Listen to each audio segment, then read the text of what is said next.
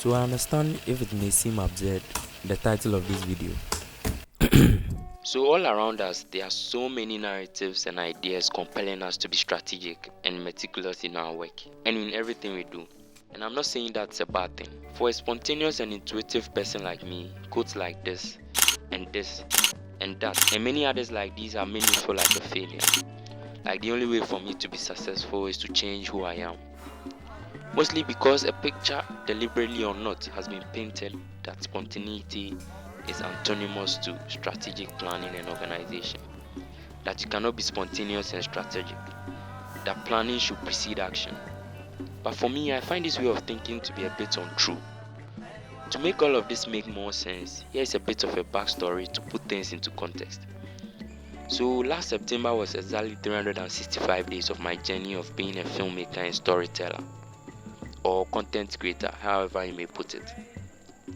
Last October was the first time I did a major gig making a wedding film. The point of this video is to share with you some of the most precious experiences and lessons I learned from that day shooting the wedding, and with all its mess and with all its disorganization. I hope the person who hired me doesn't see this video. But yes, that's the point of this whole video, so that probably you can learn something from my experiences as well. So initially I was reluctant to take the gig because it was kind of impromptu and I wasn't really prepared for such a major gig. Because trust me, shooting a wedding gig for somebody is not an easy thing to do, because it's something precious to the couple. It's something they are going to look back on to remember their special day, and probably share it with friends and family all across social media platforms. So it means it has to be something that's perfect, whatever that means. So I was kind of, reluctant. And it was my first time doing something like that, so Charlie, I didn't want to take the gig, and for 2 weeks solid, I was kind of, holding on and trying to halt the gig and trying to find excuses why I shouldn't take the gig. But finally, something in me said, okay, let me take this gig because it will be a nice opportunity for me to learn, because I will never know how to shoot wedding videos until I actually shoot my first wedding video. So I took the gig. I contacted my friend at KNUST. This is George, my childhood friend. I've known him since I was 8. He's a graphic designer and a photographer. He was down. Even for him, it took a lot of convincing because it was kind of last minute for him. He had to take care of certain things back in Kumasi and all that. But, he dropped because he also saw it as a nice learning opportunity. So he dropped in Accra the night before the wedding shoot. And we agreed to take on the wedding day. Nice opportunity for us trying to, hone our videography and photography skills and get things done. Okay. Little did we know, we thought we had all our research and everything in place for whatever was going to happen. And we gathered as much information as research could allow. But then again, there are certain experiences in life or certain lessons in life that it doesn't matter the amount of preparation or the amount of learning or research you do, you just cannot prepare for those instances. So on the day, it was raining quite heavily on the day. The whole wedding, I should say, was very disorganized. Okay, we didn't know when what was happening, where what was happening. Going forward, everything was running fairly smoothly, even though we missed a couple of important shots of the ring and other things. So we thought we had everything down and we were doing the best we could. Get this, initially when I got a gig, I had a gig just to do videos for the wedding.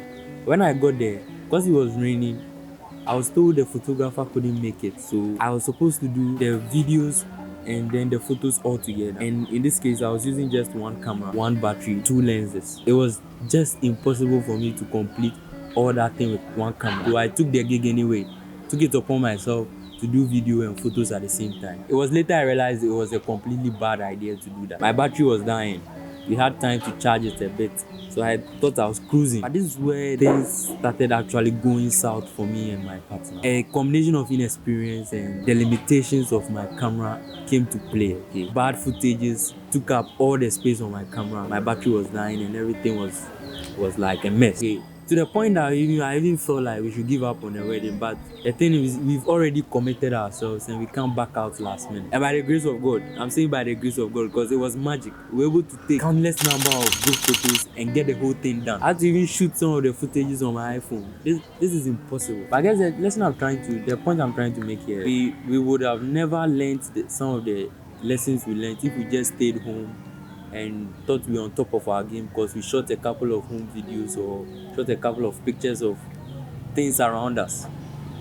We actually needed to go out there to experience in order for us to learn what we learned. There comes a point in your life where you need to stop reading other people's book and write your own.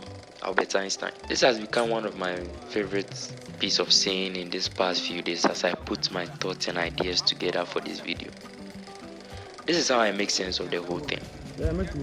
One of the bravest and smartest things you could do as a human is to listen to your intuition.